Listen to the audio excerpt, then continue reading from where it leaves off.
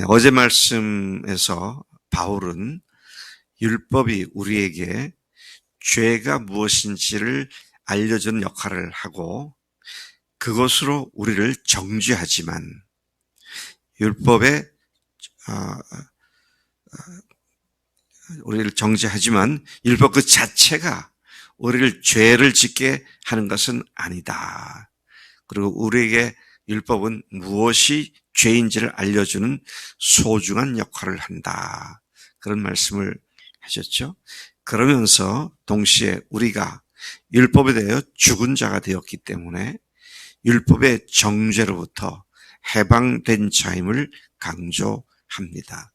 그 말씀에 이어서 오늘 말씀은 8장 말씀이 이것을 보다, 오늘 말씀과 8장 말씀은 이것을 보다 자세하게 설명을 해주고 있습니다. 죄의 정죄로부터 해방된 하나님의 자녀들의 삶에 대한 복된 말씀을 해주죠. 그래서 이미 제가 여러 차례 말씀드렸습니다마는 성경이 우리와 결혼한 하나님의 결혼 반지다. 결혼 반지에 박혀 있는 다이아몬드가 로마서다. 로마서 중에서도 가장 반짝거리며 빛나는 부분이 8장이다. 그렇게 말을 하죠. 6장부터 8장까지를 로마서의 핵심이다. 그렇게 말을 하는데 그 중에서도 8장이 결정을 이루는 말씀이 됩니다. 그래서 오늘 우리가 바로 그 앞에 7장에서 8장을 이해하는 기본적인 말씀을 우리가 지금 보고 있는 것입니다. 바울은 14절에서 다시 율법은 신령한 줄 우리가 안다. 그는 하나님의 은혜로 말미암아 율법이 악하거나 율법이 없어지는 것이 아니라 율법은 신령한 것이고 그것을 그렇게 우리가 분명히 율법에 대해서는 잘못된 생각을 해서는 안 된다. 그 자체는 악하지 않다. 그런데 바울은 육신에 속해서 죄 아래 팔린 자가 되었다고 고백을 합니다. 참 이 말이 뼈 아픈 이야기가 됩니다. 왜냐하면요. 죄 아래 팔렸다. 내가 누구한테 팔렸다 그러면 내 자유와 의지는 없어지는 거잖아요. 끌려다니게 된다. 내가 죄에게 끌려다니게 된 자가 되었다. 이제 그런 얘기를 지금 하고 있는 것입니다. 죄 아래 팔렸다는 말은 철저히 죄에 끌려다니며 죄를 짓고 죄에 짓눌리며 사는 그런 상태를 말하는 것이죠. 육신이라고 하는 것은 단순히 몸을 말하는 것이 아닙니다. 육체 그리고 육신. 근데 또는 육체는 우리의 이 몸을 얘기하는 거죠. 근데 육신이란 말은 뭘 의미하는 겁니까? 아담과 하와가 범죄한 이후 철저하게 뿌리 박힌 죄성에 의해서 인간이 살아가게 되는데 그 죄성을 얘기하는 겁니다. 죄의 성품, 죄의 속성을 지니고 있는 우리 존재를 얘기하는 것이죠. 자, 그래서 모든 형태의 죄가 거하며 아무 선한 것도 없는 인간의 속성이 육신이다. 그런 말인데 하나님은 원래 인간을 그렇게 만들지는 않으셨습니다. 하나님께서는 인간을 원래 죄와 상관없는 하나님의 형상대로 지으셨지만 그래서 선하고 온전한 존재로 창조하셨지만 인간이 범죄할 때 그 본성은 타락했고 죄성을 지닌 육신으로 전락을 했다. 그래서 제가 어렸을 때 부흥에 참석하면 이 육신을 죽여야 한다. 홍강사 목사님들이 그러면 정말 제가 죽여달라고 몸을 쾅쾅 치면서 이 몸을 죽여주시옵소서, 이 육신을 죽여주옵소서. 그때 그 기도 응답 안 하신 거 너무 감사하게 생각해요. 그때 죽었으면 없잖아요, 제가. 그런 육을 말하는 게 아니라 그 속에 있는 죄성으로 가득 차 있는 우리 존재를 육신이라고 말을 합니다. 육신이 죄에 팔렸다. 그 말은 철저히 죄성으로 충만하여 있는 우리의 상태. 자, 이런 것을 얘기하는 것이죠. 바울은 이런 문제 때문에 자신의 영적 딜레마를 진솔하게 고백을 합니다. 이게 참 불편한 진실인데 사실대로 직면하며 고백을 하고 있습니다. 뭐라고 말합니까? 내가 행하는 것을 보면, 내가 하는 것을 보면 내가 왜 그러는지 알지 못하겠는데, 그것은 내가 원하는 것은 하지 않고 도리어 내가 미워하는 것을 행하는 이 딜레마, 이것이 내가 고통스럽게 생각하는 것이다. 그런 이야기를 하고 있습니다.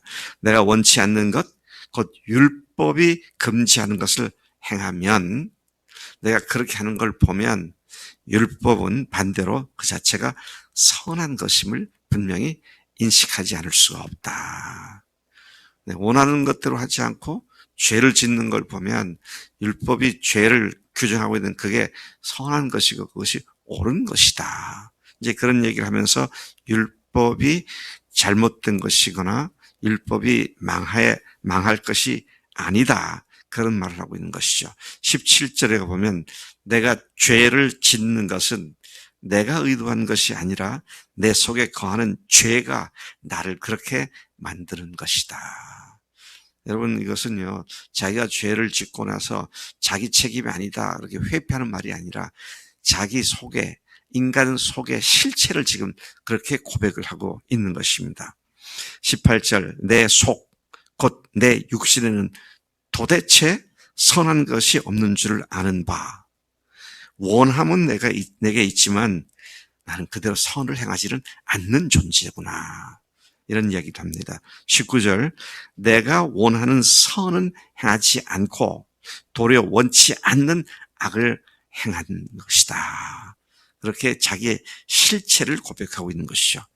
20절, 만일 내가 원하지 아니하는 그것, 곧 죄 짓는 일을 하면 그렇게 하도록 만드는 자는 내가 아니요 내 속에 거하는 죄가 그렇게 나를 만드는 것이다. 그 죄의 덩어리가 바로 내 육신이다. 그렇게 말을 하고 있습니다.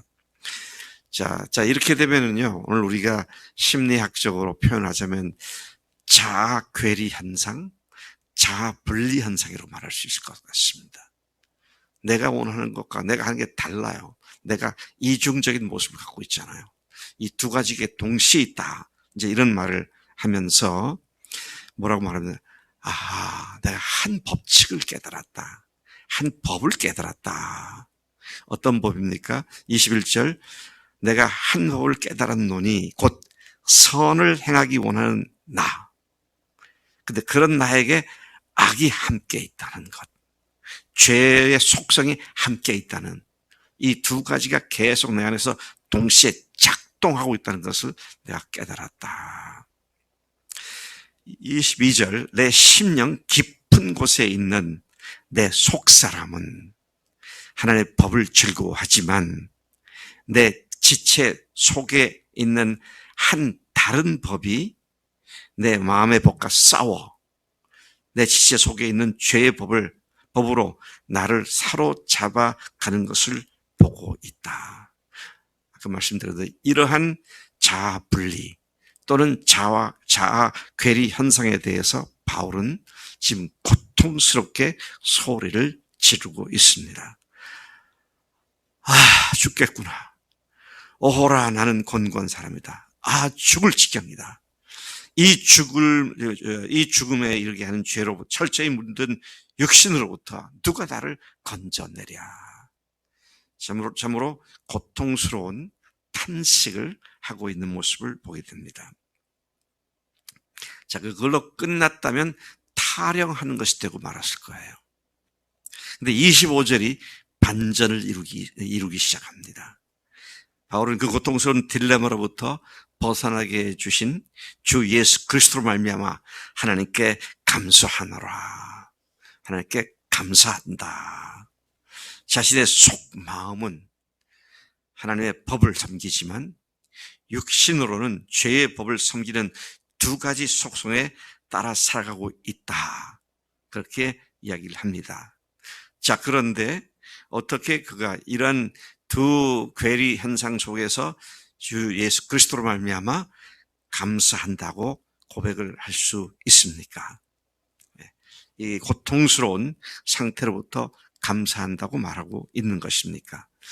우리가 오늘 7장 25절까지 읽었는데 8장 2절까지 읽어야 그 답을 확실히 알 수 있게 됩니다.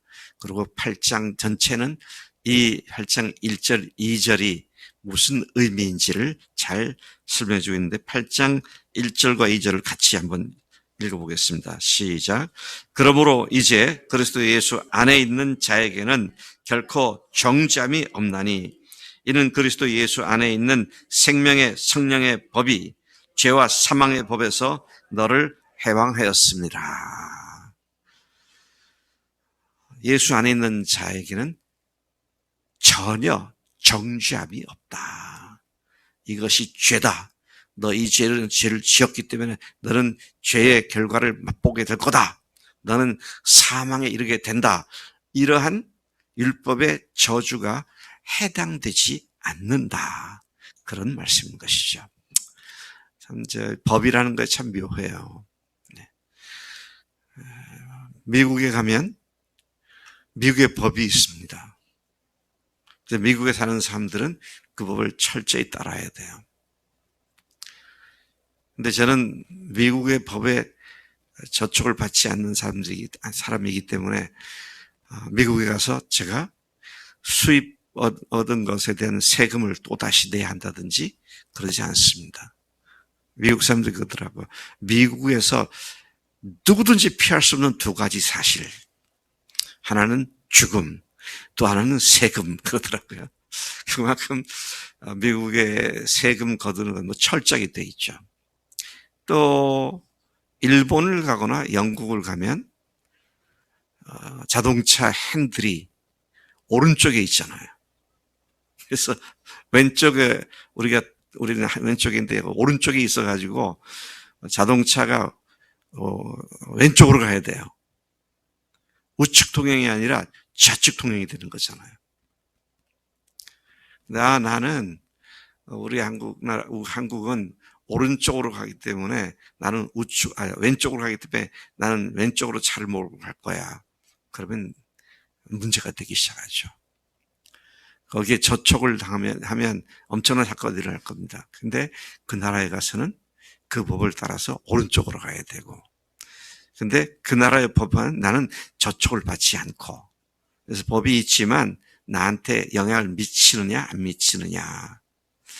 그래서 바울이 오늘 그 말씀하고 있는 겁니다. 그리스도 예수 안에 내가 앞에 있던 한 법을 깨달았는데 그 법에 내가 저촉되지 않고 자유롭게 해방된 삶을 살아가는 자다.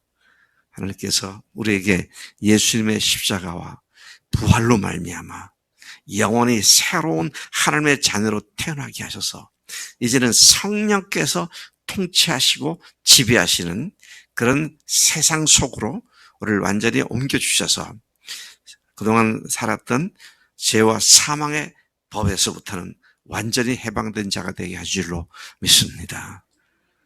8장 말씀이 이것을 너무 소상히 잘 설명해 주기 때문에 우리가 또 8장이 기대가 되는데 내일 우리가 함께 또 이 말씀을 통해서 이 자유함이 어떤 것인지를 다시 또 말씀을 통해서 배우게 될 것입니다. 하나님 아버지 감사합니다.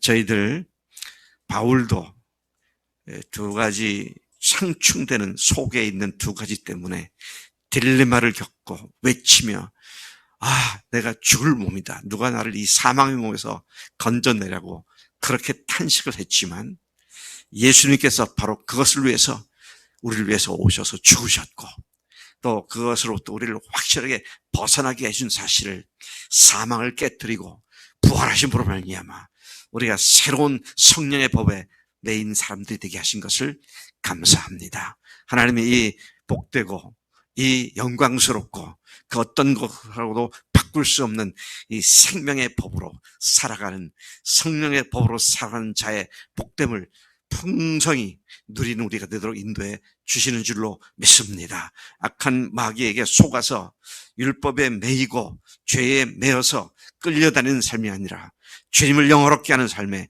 우리 자신을 적극적으로 내어드리는, 순종하는 삶이 이루어지게 하심을 믿고 감사를 드립니다. 그런 삶으로 우리 삶을 인도해 주시니 감사합니다. 감사하고 예수님의 이름으로 기도로 삼나이다. 아멘. 아멘.